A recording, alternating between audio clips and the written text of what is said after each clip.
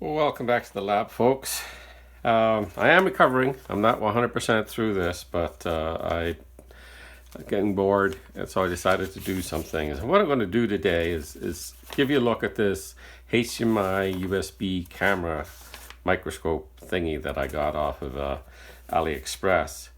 I've been using it now for, I guess, about a couple of weeks or so, and I've got kind of an idea of what my use case is going to be for it, which I had at the outset anyway, and I'm glad to, or happy to bring you the news that it suits that almost perfectly. So I'm okay with that, and it has some other features I've provided multiple use cases too. So I'm going to quickly go through some of those things. Like I said, they're not important to me, but they may be important to somebody else. So basically, what you get is this little module here. It seems to be so incredibly well made. I mean, it's made out of cast and machined aluminum casing on it, very, very heavily built. It looks like there's many different ways you can attach this to something. You've got pre-drilled and tapped holes all over the place. You've got a TF card reader here. You've got a HDMI output, DC 12 volts in. You've got an infrared detector here. This is the most important thing for me because I want to use this as a PC camera. So I want to be able to hook it up and then use OBS to record the images that I'm taking, and that's it. I don't want to have to, I'm not going to use memory cards on it. I'm not going to hook it up to HDMI, or won't say I won't ever, but I think that's going to be very, very rare. But I'm not going to be recording images through a TF card at all, so I won't worry about that. Now the manufacturer is iCloud. It's not anywhere on the documentation that they provide. The very, very, very extensive documentation that they provide. But it does say so on the side here. Now I'm not sure if iCloud are actually the manufacturer of it, or they're just somebody who has got their brand put on it. I suspect it's kind of a stencil thing. I don't know who actually makes it. When it boots up, you'll see it doesn't give you much information other than its version number. Okay, let's go over the list of things that it comes with. So it comes with this base unit here, which is the camera itself. It comes with this lens here, which they claim is I think, if I'm not mistaken, from 18 to 130 zoom lens. It's not a zoom lens at all. What it is a close focus lens with a rather large focus range. For my purposes, it could certainly do with a better lens, like a proper zoom lens. However, then you run into the problem that this mount here is specifically designed for this lens, and most of the zoom lenses will have 3 or 4 controls on them for focus, for zoom, and aperture, and you don't have any place to actually clamp the lens. So you would have to then find some way of mounting the camera via these mounts here onto this, because I mean this is the only thing that's going to fit this column, is this particular clamp here. So yeah, so you get the lens, you get a remote control, which I have failed to get working.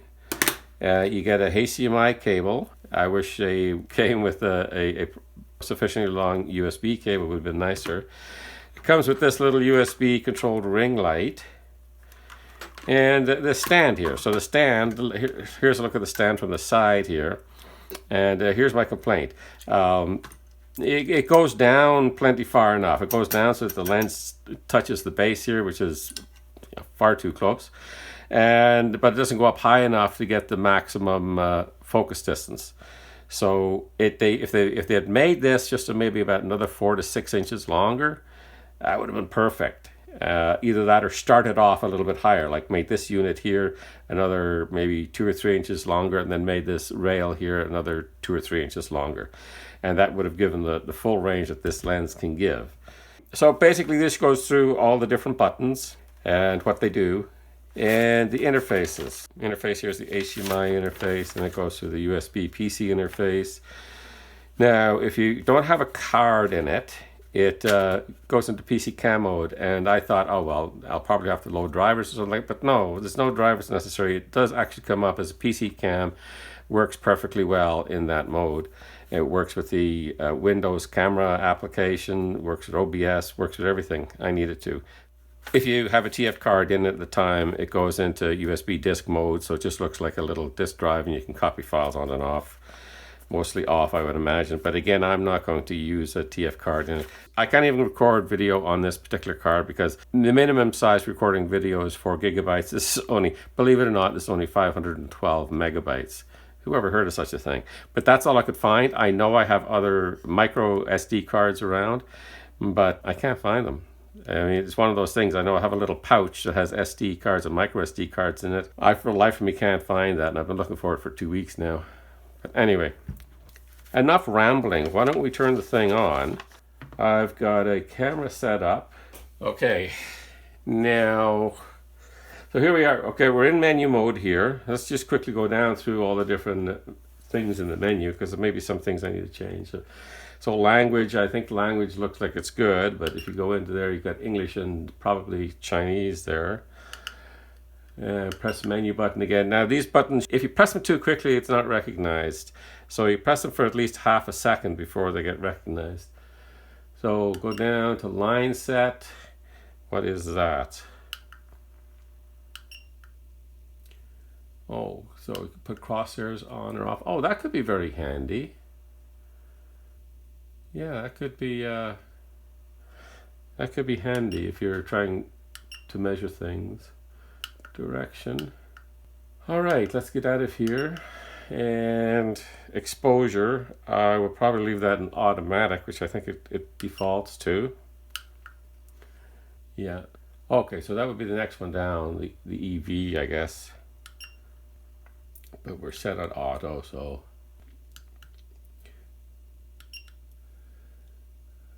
Automatic white balance. Auto is fine, yeah. Color and black and white. I think color is fine for me. Frequency. Okay, I'll set that 60 hertz. Okay, made a little bit of a difference. All right. Sharpness. Strong, normal, soft. It's on strong. I've been liking the images I've been seeing, so I'm going to leave it at that. Contrast. In the middle, yeah, I haven't been unhappy with that, so I'll leave it at that. Movie size, I don't care, but let's have a look in there. Okay, so there are your different selections. 720 at 60, 1080 at 60, 2K at 30, and 4K 4:3 ratio at 24 frames per second. And you do need to remember that it does drop down to a 4:3 ratio if you go to 4K. Mirror image, okay. Okay, so I guess you could swap the image vertically or horizontally. Back out of there. And format. Okay, format. You want to format. Let's go down and say yes. Yes, it doesn't take that long to format a 512 megabyte card. Okay, next down we got factory reset.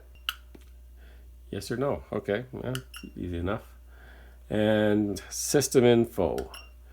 So here we go. This gives you one further little piece of information about this that they could have printed on the casing. It would have been fine, I think. So it's the industrial camera version 6. And it looks like this is a 2023, May 17th, 2023. Excuse my voice, guys. Like I said, I'm still recovering from COVID-19 here. All right, I'm going to go back and get rid of that grid. So let's pop out of the menu system altogether, pop back in, line set, crosshair off. Okay. There we go, that's it. Okay, so according to the documentation here, when you turn it on, it first comes up in camera mode, and then you would press the mode button here. So 1 second power on, long press for 3 seconds to power off. Power on success if you hear ticking with LED indicator light on.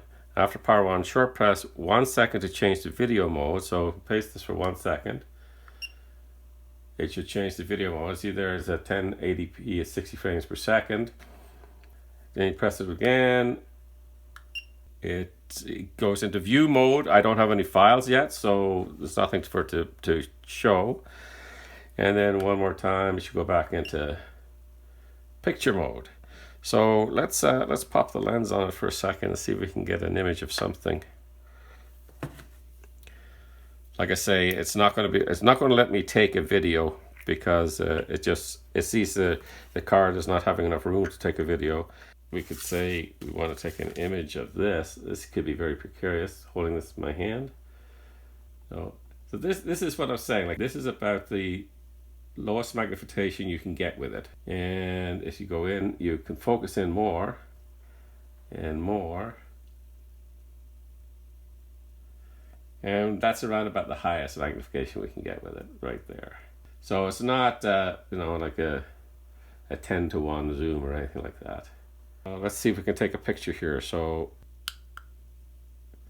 and now we should have an image.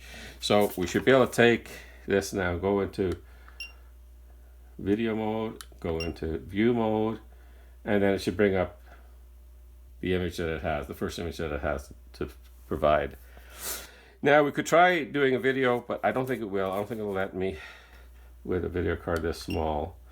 So let's go to, and then we'll press OK. No, card full. So yeah, unfortunately, I don't have a big enough card at my disposal here to show you do it in video mode, but trust that it does it.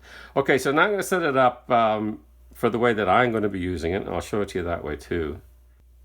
Okay, so here we have it hooked up as a USB PC camera. Right now we're kind of set up so that we've got the absolute minimum magnification we can have. As you can see, it's a lot of magnification.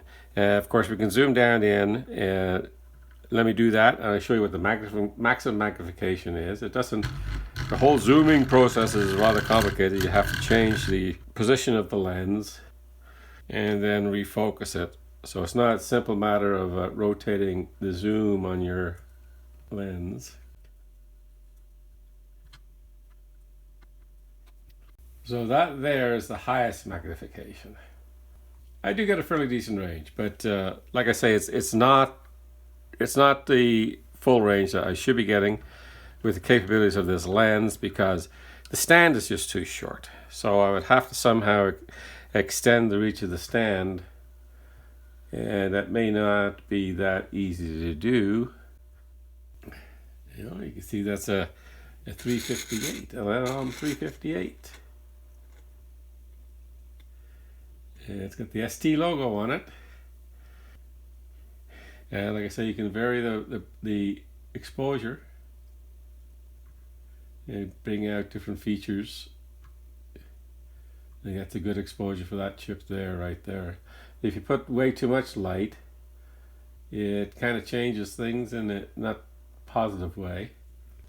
Like I say, I'm not going to be using it in those other modes. They may be important for you guys. So I would strongly suggest going through this rather extensive documentation here from beginning to end.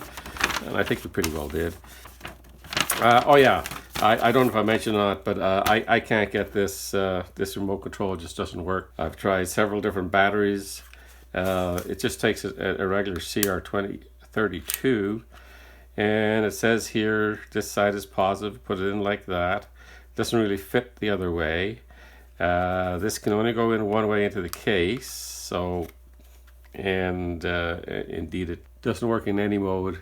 So it may be the only one they ever sent out that doesn't work, and it doesn't make any difference to me. I will never use it that way. And there goes the phone again. I'll be right back.